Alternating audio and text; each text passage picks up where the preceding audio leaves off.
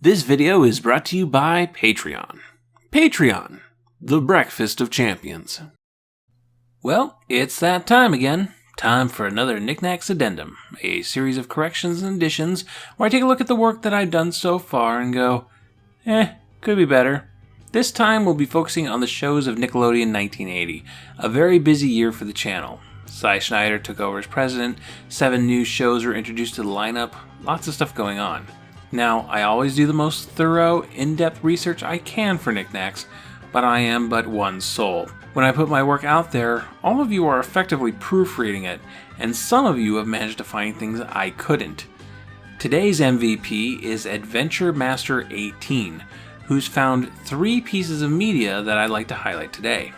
For the first, we go back to children's classics, Nickelodeon's airing of British literary adaptations in serialized form, specifically The Prince and the Pauper, Robin Hood, David Copperfield, and Heidi. I was able to find the first 3 easily enough, but BBC's 1974 adaptation of Heidi eluded me. I only had a short clip. There was a home video release in the UK, but used copies are prohibitively expensive. Which was too bad, because I found the first 3 serials to be way too dry and dreary to be engaging for children. Heidi was the only one of those 4 that was adapted from an actual children's book, a book that's subtitled For Children and Those Who Love Children, so it had the best chance of being actually entertaining for children. Well, not long after the Children's Classics episode went up, a digital copy of Heidi began circulating the net, and Adventure Master 18 uploaded it to YouTube. So, now that I gave it a watch, was Heidi the saving grace I hoped it would be? No. No. The 1974 Heidi serial is just as stale as all the rest. Cast is alright, it's pretty faithful to the text of the book, but it just doesn't have the kind of energy to do the work justice. It's filmed mostly flat on sparse sound stages. Soundtrack? What's that? Music played over a scene? Are you mad?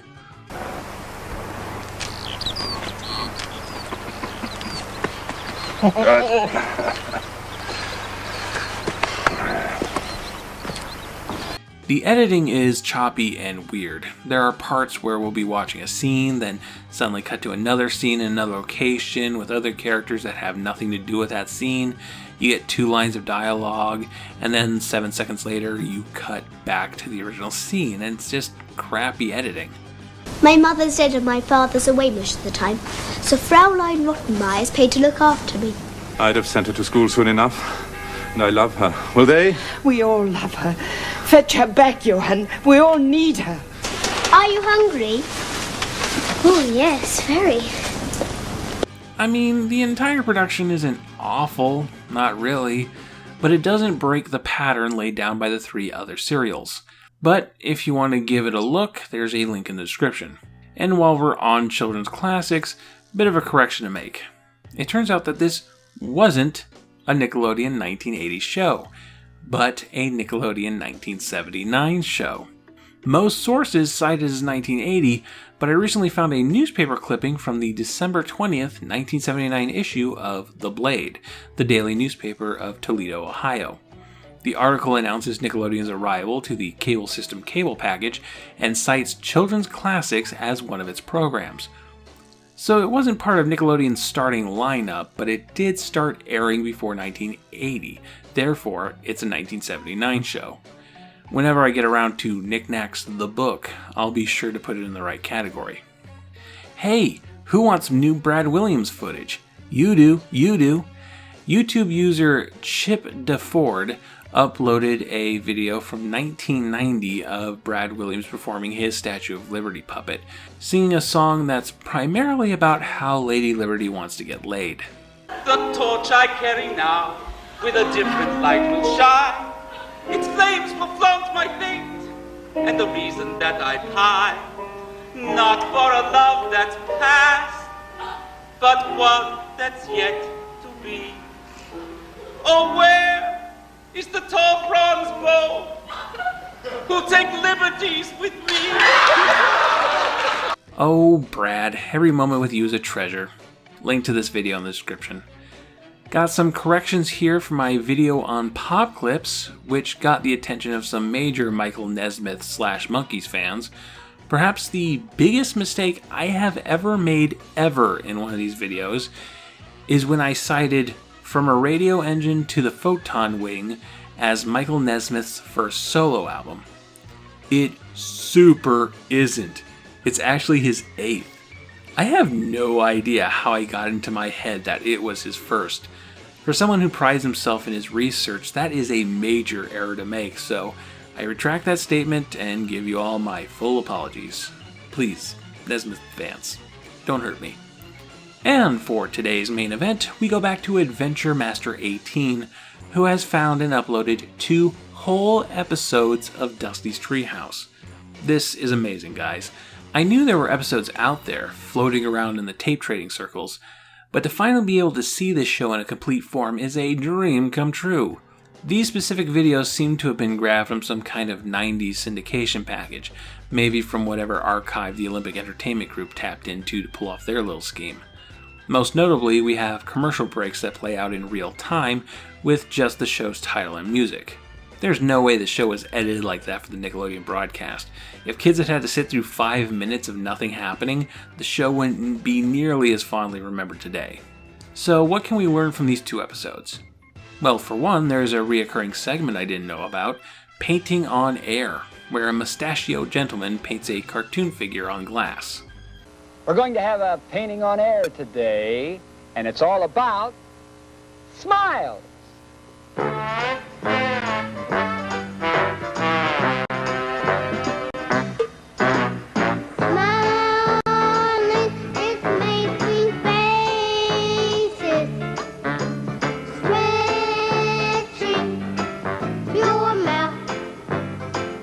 Watching these complete episodes really emphasizes the improvisational nature of the production, as Dusty and his treehouse children constantly talk over each other and seem to respond on the fly. Scooter, why did you lie to me? Why didn't you tell me the truth? We could have set the trip for later on after you finished your book report. All you had to do was tell me that. Sort of started to tell you when I thought, well, but you know that I'm your... Dusty's now, fun you know by that... having boys. You know I'm your friend. The reason for this might be due to production, a need for quick episode turnaround. Not sticking with a script meant you can do a scene in far fewer takes, and I wouldn't be surprised if the show had fewer rehearsals than a traditional television show. From my adult perspective, I actually kind of enjoy this. The messy dialogue is reflective of how a real family would talk over each other, especially with the types of stories being told. One episode has Dusty and the puppets making a care package for a sick friend. The other has Scooter and Maxine trying to get out of writing a book report. That said, I don't necessarily think it's great for a child audience, who are probably just trying to figure out what the heck everyone is saying. The storybook segments are more put together. You can tell how far away from the traditional Disney fairy tale the show wanted to get away from. We have The Pen and the Inkstand, a Hans Christian Andersen tale about who should get the credit in writing great works of literature, the pen or the ink. Then there's The Goose Girl, one of those Grimm's fairy tales that kind of hard to adapt because it involves a horse getting decapitated and having its head mounted on the wall. And how's this for capital punishment? Do you think that mercy should be shown? No. Mercy must never be shown to criminals. Put this person in a barrel, the inside of which is studded with pointed nails, and have horses drag it through the streets until the culprit is dead. At least in this version, the villain is an evil witch, not a working-class maid trying to overthrow the royal family. Don't think I could sympathize with the dainty princess hero otherwise. Vive la revolution! After seeing Dusty's Treehouse in a complete form, my opinion on it has been refined, but ultimately hasn't changed. It's warm, pleasant children's television, and I'm glad that some form of it exists again, at least for a little while. Links to both episodes are in the description below. And that does it for this Nick Knacks Addendum. If there's one lesson to take away here, it's this. Do you have some unmarked VHS tapes in a closet or an attic somewhere? Give them a watch. Who knows, you might just find the Holy Grail. History is a living, breathing process performed by all of us. Nick, Nick, Nick, Nick, Nick, Nick, Nick. Nickelodeon. Nick, Nick, Nick, Nick, Nick, Nick, Nick. Nickelodeon. Thank you all for watching. If you'd like to support Nick Knacks and the Pop Arena in general, perhaps consider contributing to my Patreon. Every dollar is a step forward to higher production values and better resources. You can also like, subscribe, hit that bell icon for notifications, and most of all, share Nick Knacks with all your friends. We'll be starting Nickelodeon 1982 next time, and I hope to see you there.